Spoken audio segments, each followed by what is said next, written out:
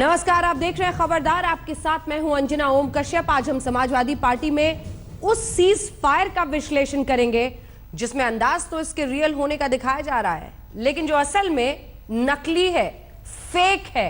आज शिवपाल पूरे दिन लखनऊ से लेकर दिल्ली तक मीडिया के कैमरे के सामने परिवार की एकजुटता की दुहाई देते रहे, बार बार कहते रहे परिवार में कोई झगड़ा नहीं है, सब कुछ ठीक ठाक है, लेकिन सच कुछ और है। पहले हम आपको शिवपाल यादव का 2 लेटेस्ट बयान सुनाते हैं जिसमें आपको शिवपाल के दिल में उठ रहे शोले का अंदाजा हो जाएगा। 3 तारीख से कैंपेन करने वाले हैं, क्या आप उनके मंच पे जाके उनके साथ कैंपेन करेंगे? 3 नवंबर से वो कैंपेन की शुरुआत करने वाले हैं। देखिए, वो बुलाएंगे तो जरूर जाएंगे, और उनके अधीन तो अब है नहीं। मुख्यमंत्री जब वो थे, अब मंत्री थे, है तो पार्टी के मुख्यमंत्री सर। हैं तो बुलाएंगे तो जरूर जाएंगे। कुछ लोकतांत्रिक परंपराएं भी होती हैं, हमारी लोकतांत्रिक पार्टी है। ऐसे हैं बहुमत ले आए, हैं बहुमत पहले ले आए, उसके बाद बात हो जाए। शिवपाल यादव की बातों से साफ है कि मुख्यमंत्री बनने की उनकी हसरत अभी जवां है, इसलिए वो चुनाव बाद मुख्यमंत्री तय होने की बात कर रहे हैं। ये तो तय नहीं कि उत्तर प्रदेश में अगली सरकार समाजवादी पार्टी की बनेगी, और बनेगी तो उसके सीएम शिवपाल होंगे, लेकिन इतना तय है कि अखिलेश सरकार से शिवपाल की हमेशा के लिए विदाई हो गई है। सरकार से बाहर होने के बाद शिवपाल पहले से खुलकर फ्रंट फुट पर बैटिंग करने लगे हैं। पार्टी परिवार पूरे कार्यकर्ता, पूरे नेता। इस ट्रेलर को असली फिल्म समझने की गलती मत कीजिएगा। मुलायम परिवार में कुछ भी ठीक नहीं है। न पिता से बेटे का संबंध ठीक है, न चाचा से भतीजे का समीकरण ठीक है, न पार्टी और सरकार का तालमेल ठीक है। ठीक होता तो अखिलेश के मंत्री को शिवपाल पार्टी से यूं बेआबरू कर बाहर नहीं फेंक देते। श्री तेज नारायण पांडे और पवन पांडे वन राज्य मंत्री को आंसू मलिक सदस्य विधान परिषद के साथ धक्का मुक्की एवं उनकी पिटाई करने के गंभीर दुराचरण, पार्टी की नीतियों और हितों के विपरीत कार्य करने एवं पार्टी विरोधी गतिविधियों में लिप्त होने के कारण समाजवादी पार्टी से 6 वर्ष के लिए निष्कासित किया जाता है। ये अद्भुत पार्टी है, अनोखा परिवार है। चाचा पार्टी के प्रदेश अध्यक्ष हैं, भतीजा सरकार के मुख्यमंत्री। एक मंत्री को सरकार से पहले पार्टी से बर्खास्त किया जाता है और सीएम को इसकी सूचना चिट्ठी और मीडिया के जरिए दी जाती है। मुख्यमंत्री को हमने ये पत्र लिखा है, तो आप लोगों के माध्यम से ये मीडिया में चला दी। कांटे के टक्कर के मुकाबले की तरह चाचा भतीजे की लड़ाई में पलड़ा कभी इधर तो कभी उधर झुकता रहता है। परिवार के मुखिया मुलायम सिंह सीटीधारी रेफरी की तरह कभी इस पक्ष को तो कभी उस पक्ष को पॉइंट बांटते दिखते रहते हैं। पहले उन्होंने विधायकों सांसदों की बैठक में बेटे के खिलाफ पेनाल्टी किक दे दी।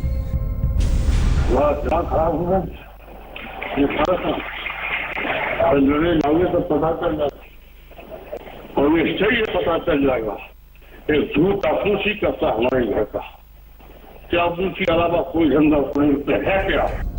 एक दिन बाद भाई शिवपाल के भविष्य का फैसला अखिलेश पर छोड़ते हुए कुछ बोनस पॉइंट बेटी की झोली में भी डाल दी।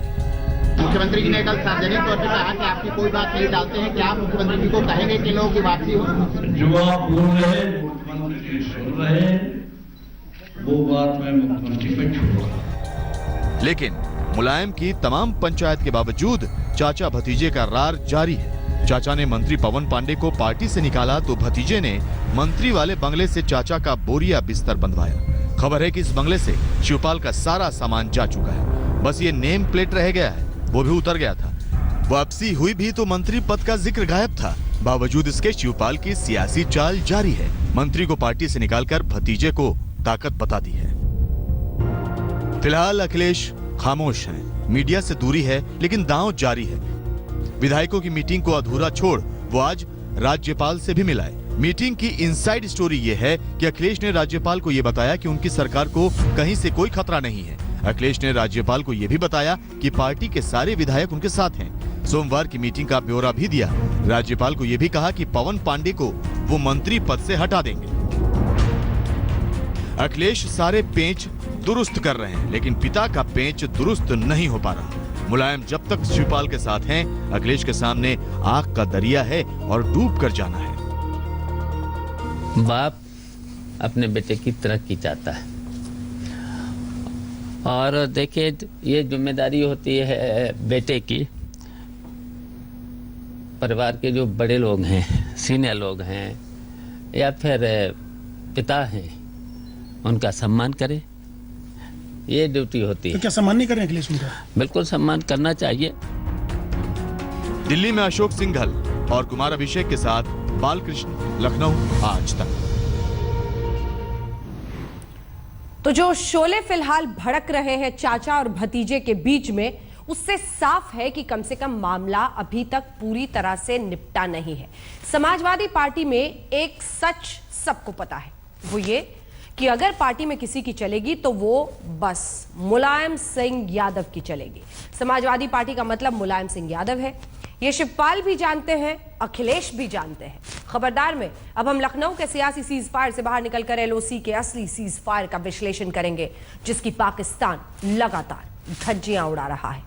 हम आपको वो ग्राउंड रिपोर्ट दिखाते हैं जिससे आप ये जान पाएंगे कि पाकिस्तान की बदमाशियों के चलते सरहद पर बसे गांव वालों की जिंदगी कितनी मुश्किल हो गई है।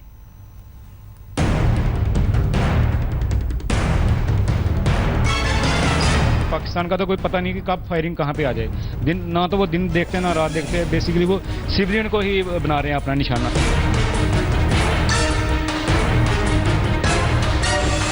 प्रधानमंत्री नरेंद्र मोदी जी से विनती करना चाहता हूं कि जो अभी जो पार का काम ये करा देना चाहिए इनको, कि हम तो परेशान है गांव वाले। ये रोज का काम खत्म कर देना चाहिए और मोदी साहब ने आर पार की जंग यानी चलानी चाहिए।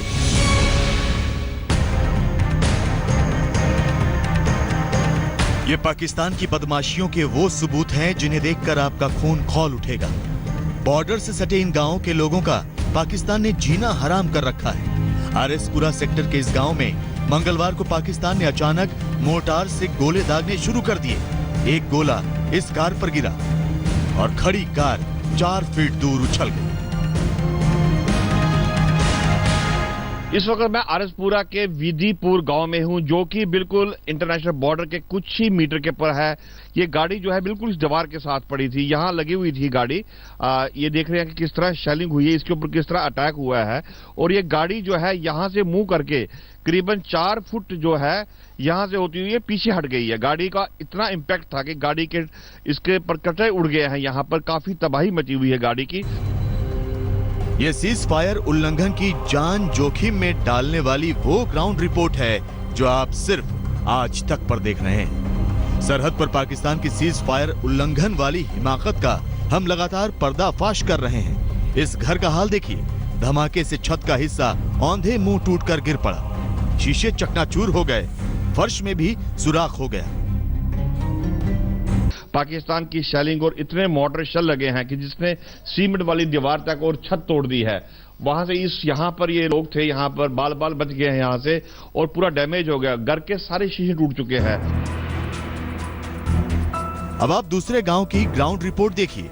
ये गांव पाकिस्तान की तरफ से फायरिंग होते ही खाली हो गया। इंसान बच गए, लेकिन पाकिस्तान की शैतानी का शिकार होने से बेचारे बेजुबान जानवर नहीं बच पाए। मैं इस वक्त आरएसपुरा सेक्टर के फ्लोरा गांव में हूं, जो कि बिल्कुल इंटरनेशनल बॉर्डर के साथ है और पाकिस्तान की टारगेट में है। ये गांव जो है पूरा छलनी कर दिया है पाकिस्तान ने कल। मैं आपको ले चलता हूं, ये पाकिस्तान के यहाँ शेल गिरे हुए हैं। एक शेल यहाँ गिरा है, उसकी वजह से काफी डैमेज हुआ। उसके बाद जो दूसरा शेल जो है पाकिस्तान का, जो इस दीवार पर आप देख रहे हैं, दीवार की क्या हालत है और उसके साथ उसका इम्पैक्ट क्या होता है कि जानवर जो है 2 जानवर मार दिए गए हैं और एक तीसरी जो है भैंस वो जख्मी है। ये गोले मेड इन पाकिस्तान हैं।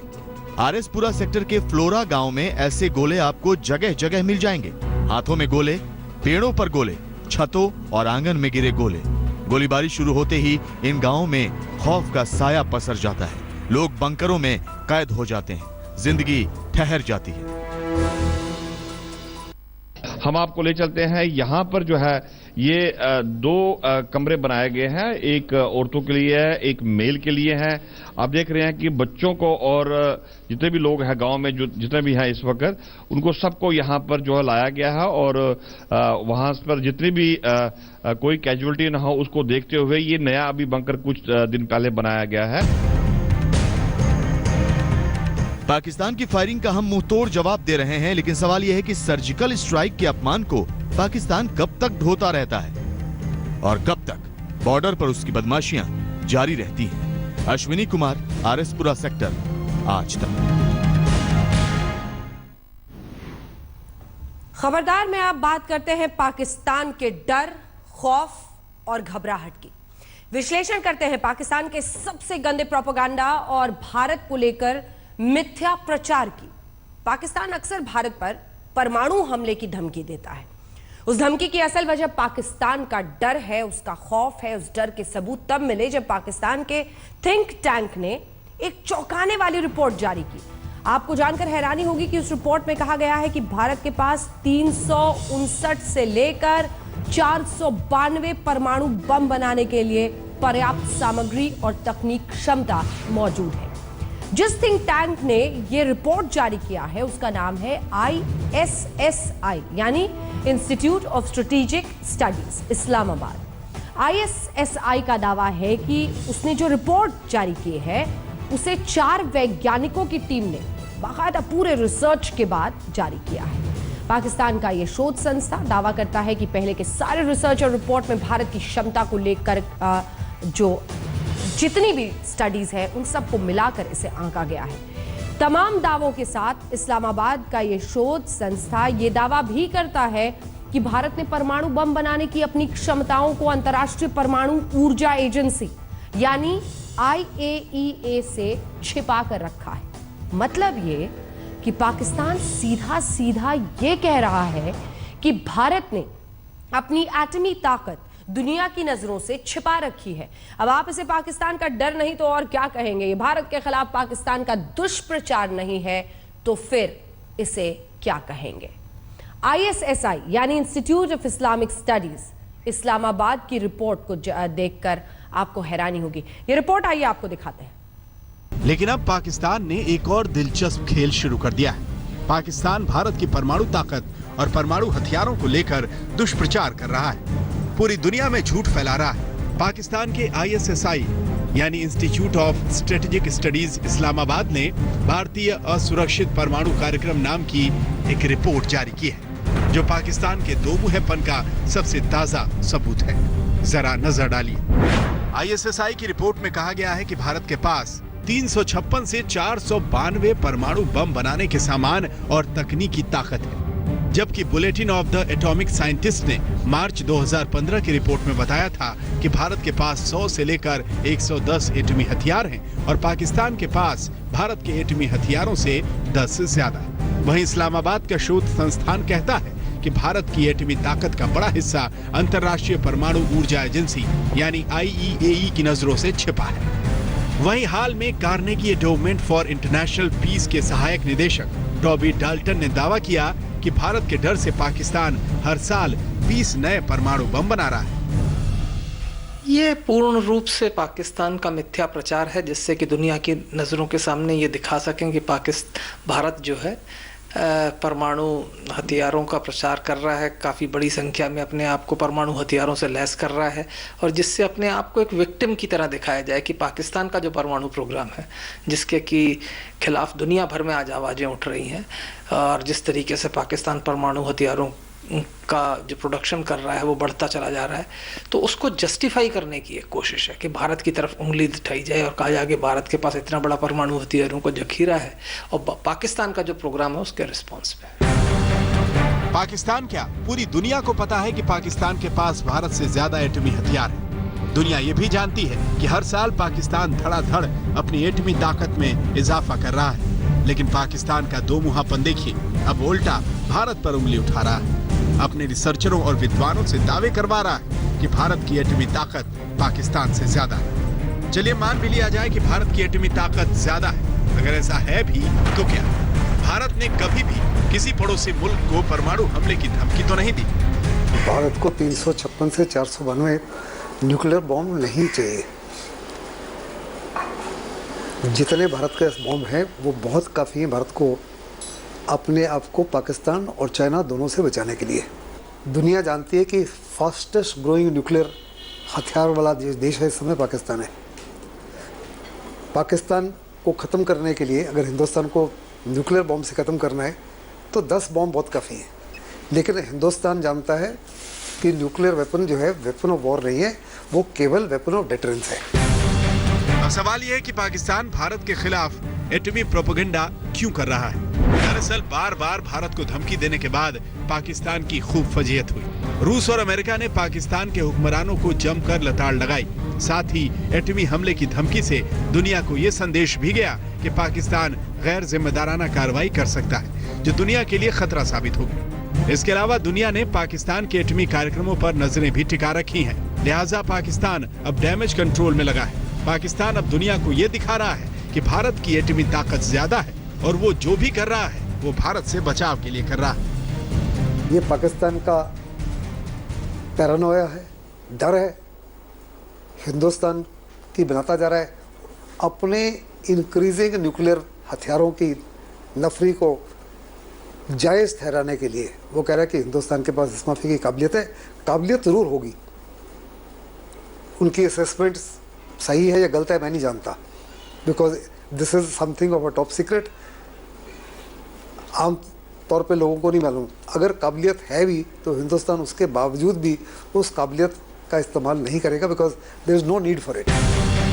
लेकिन पाकिस्तान को यह समझना होगा कि पूरी दुनिया इतनी बेवकूफ नहीं कि इस्लामाबाद के शोध संस्थान की हालिया रिपोर्ट और उस रिपोर्ट में किए दावे पर भरोसा करे। दुनिया को पता है कि एटमी हथियारों को लेकर भारत और पाकिस्तान दोनों में से ज्यादा जिम्मेदार कौन है। साथ ही दुनिया ये भी जानती है कि कौन सच्चा है और कौन झूठा। जितेंद्र बहादुर सिंह के साथ आज तक ब्यूरो।